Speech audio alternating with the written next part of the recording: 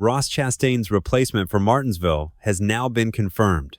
And the part that makes this so interesting is that Ross Chastain is still racing on Saturday anyway. That is why this story has caught so much attention. At first glance, it sounds like JR Motorsports made some sudden dramatic change after Darlington, but once you actually dig into it, this is one of those NASCAR stories where the truth is a lot more interesting than the headline. Ross was brought into the number 9 car at Darlington. He ran double duty that weekend. And now, Martinsville is where a completely different plan kicks in. So today, we're going to go through the whole thing in order what happened, why Ross Chastain was even in JR Motorsports number 9 at Darlington in the first place, why he is not in that same car at Martinsville, why JR Motorsports already had another driver lined up for this exact race. And then we'll get to what this move really says about Ross, JR Motorsports, and the way teams are using Cup stars in the O'Reilly Auto Parts Series in 2026. First, let's clear up the biggest point of confusion.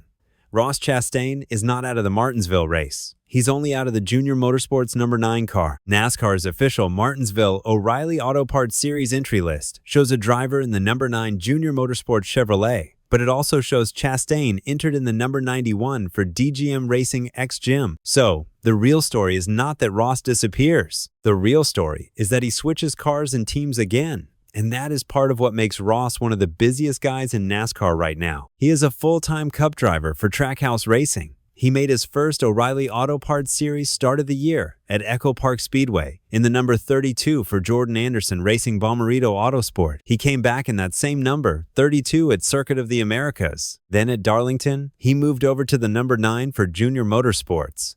And now at Martinsville, he is set to drive the number 91 for DGM Racing X Gym. That is 3 different teams and 4 O'Reilly starts on top of everything else he's already doing in Cup. And if that was not enough, Darlington weekend was even busier because Ross was also in the Craftsman Truck Series. NASCAR's Darlington Truck Recap says Corey Heim beat Ross Chastain on the final lap, meaning Ross came within 1 lap of winning that race before finishing second. Then, the very next day, he jumped into the number 9 JR Motorsports Chevrolet in the O'Reilly race. That is a lot of track time, a lot of different teams, and a lot of adapting on the fly.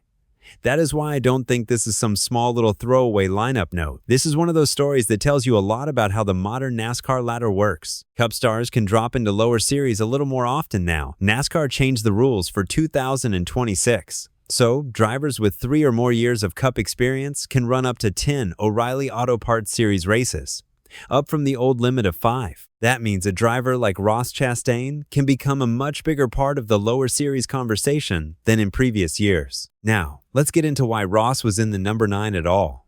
JR Motorsports number 9 is not a full-time one-driver operation. It is a limited schedule, multi-driver car. JR Motorsports said before the season that Philip Bell would lead the number 9 team and that the lineup would include Carson, Kvapil, and Ross Chastain for 5 races each, Shane Van Gisbergen for 3 races, Lee Pulliam at Martinsville, and the rest of the schedule still to be announced. That means Martinsville was never just some open weekend that Ross lost at the last second.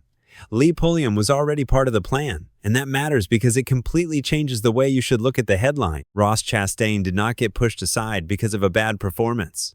He was always a part-time piece of a bigger puzzle. JR Motorsports built the number 9 to be flexible, aggressive, and loaded with talent. Some weekends, that means putting a Cup regular, like Chastain, in the car. Some weekends, that means putting a road course specialist, like Shane Van Gisbergen, in there. And at Martinsville, it means giving the wheel to a guy whose entire background screams short track expert. Still, Darlington changed the way people looked at the number 9, because once Ross got in that car, fans immediately started wondering whether he would stick around longer. At Darlington, NASCAR's official entry list showed Chastain in the number 9 JR Motorsports Chevrolet. It was his first O'Reilly start of the season with JR Motorsports after making his earlier starts for Jordan Anderson Racing. And because Ross has the name, the aggression, and the reputation for making things happen, the number 9 instantly became one of the most talked about cars in the field. Ross had already reminded everybody at Echo Park that when he drops into one of these races, he is not there to just cruise around and collect laps. NASCAR's recap of that race said Chastain and Austin Hill collided on the final lap while fighting for the win after Chastain had led 11 straight laps earlier in the event.